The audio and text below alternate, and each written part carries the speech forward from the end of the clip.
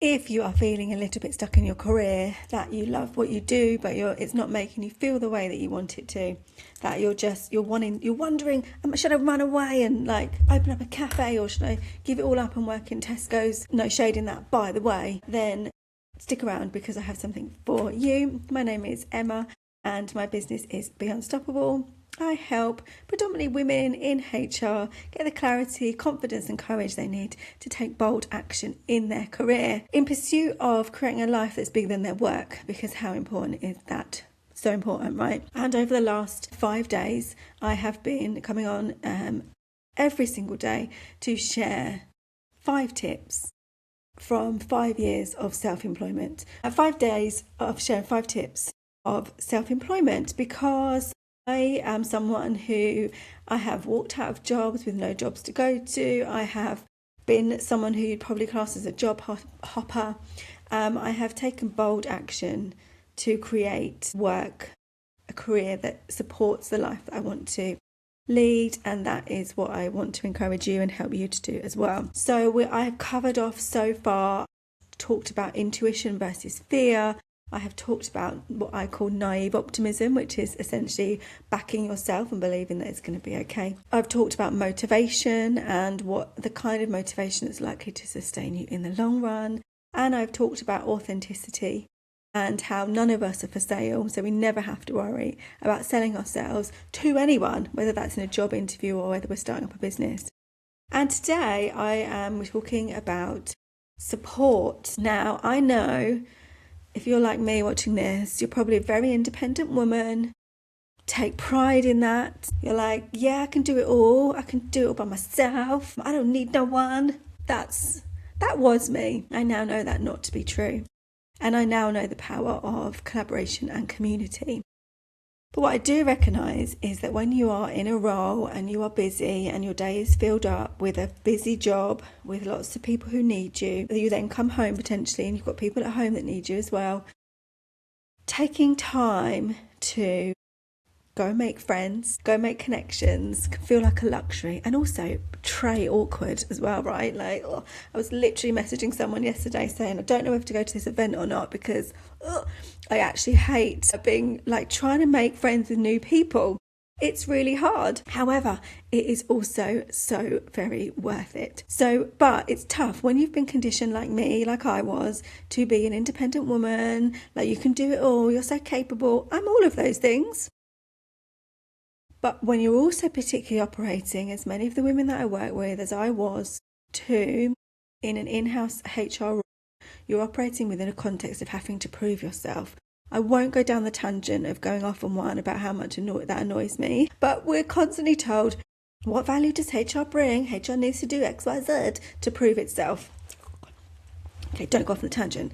So you're operating in that context. You're being told you're an independent woman, you can do it all. You're being told constantly you've got to prove yourself. You're also operating like we have this weird relationship with work where we think that, yeah, we've got to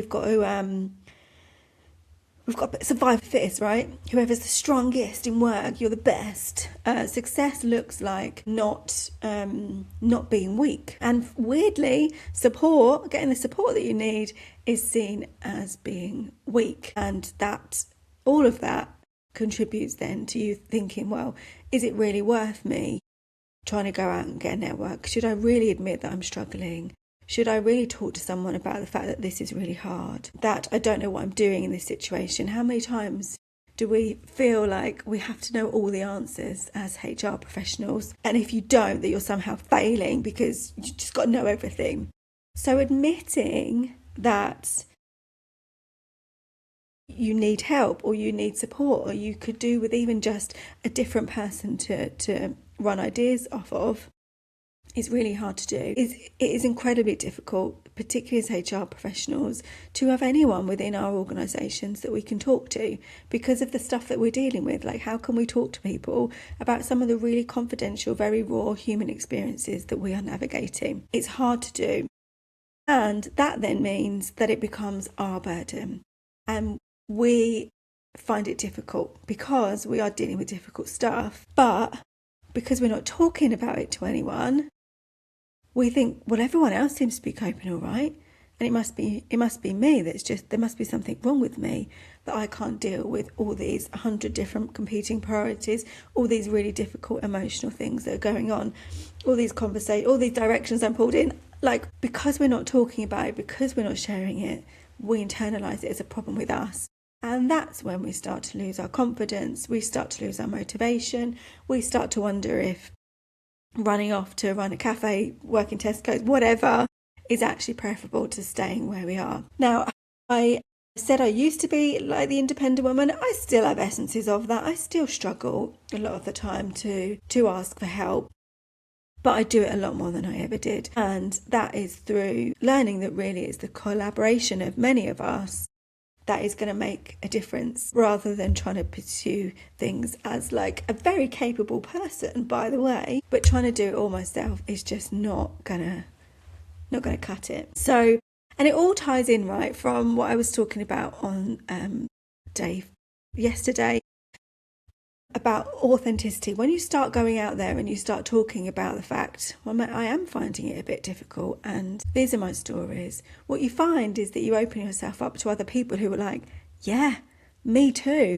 And they become your network, and it's amazing. And just this, I'm creating an entire business around this, right? The event they run, the HR Big Meet, the HR Club, it's all around creating a space where we can move beyond the technical of our roles and just go, can we just talk as humans here? Because as a human, this is pretty hard, man. So you might be operating under the perception at the moment that having a network, having support, going out to people, it's like, well, it's a luxury. I don't really need to do that.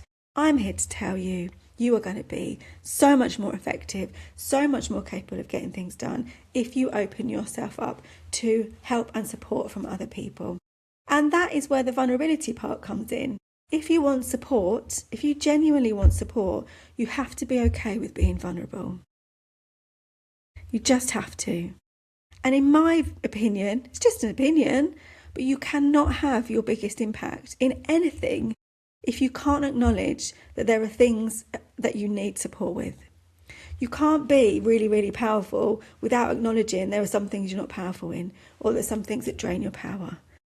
That they have to exist together. They have to.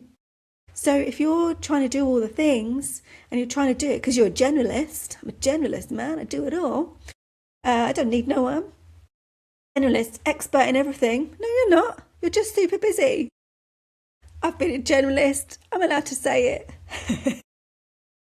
If you're trying to do it all, it's going to be so much harder for you. The vulnerability comes from acknowledging you can't do everything. The vulnerability bit comes in from acknowledging some of this is really hard. The vulnerability bit comes in and saying, actually, when that person sat in front of me and they disclosed whatever they disclosed to me, that impacted me emotionally. And without acknowledging that you are impacted, you cannot then go away and process that feeling, what happened to you, what you received, and then you'd carry it around with you. And like I say, that then takes you back to losing your confidence, internalising it, believing everyone else has got it together and you're the only one who hasn't, wanting to run away, escape everything. We don't want that. The whole point of this is you having your biggest impact in your career. I genuinely believe that we have the potential to change the world of work, and it needs it. For all the reasons that I've talked about this morning, it needs it. People go home sick from work at the moment because of the impact their work is having on them. It might even be you. It's certainly been me in the past, right? That's not okay. Going to work shouldn't be doing that to us. We, as HR professionals, have the potential to make a difference and to change it, but we cannot do that all the while we're not even acknowledging the fact that we've got some things that we find difficult. What are we trying to do? That just doesn't even make sense. So, if you want your biggest impact in your career, for goodness sake, please admit that you have some vulnerabilities and open yourself up for support. There are some amazing networks that are available now that you can go along and build your community, and you may want to get like trusted colleagues or whatever you need to actually just create a space for yourself to go, man, this is a little bit tough, or I'm struggling here. Is anyone else having this? You will find, yes, they are. And together you will be able to sort it out and to work it through. Or even just go, yeah, maybe we can't do anything about it, and that's okay too. So I hope there's been value in these sessions for you. I believe there has been. It's been very great. It's very great. What am I saying? It's been super cool to distill like my lessons from 5 years of self-employment. I'm learning all the time. There'll probably be another series in like 2 weeks because life keeps doing that to you. But if you have missed the recordings, obviously you can search through my profile and like look for them if you want to, but I want to make that easier for you. So what I am going to do is I'm going to link in the comments a form that you can whack your email in, and then I'm going to give you access to all the recordings so you can see all of the 5 lessons that I've talked about and activities to help you bring this to life for yourself. So I haven't given any activities on the recordings, so probably just like, well, this is very nice and good, but how do I do this in real life? Well, I'm going to give you the how to do it in real life in the link that I put in the comments. So put your emails in there. I'll send you the details over, and you can access all the recordings and the activities to bring it to life for you so that you can have your biggest impact in your career sustainably, because it's all about sustainability. And if this is the time where you think, actually, I do want to get more intentional in my career, I do know I need support in my in making things sustainable for me, I do know that I've got some big impact in me to have, but I've got no clue how to go about it, then I'm also going to link the details of my one-to-one coaching so that you can get me in your pocket cheerleading you to make your biggest impact in your career in 2026.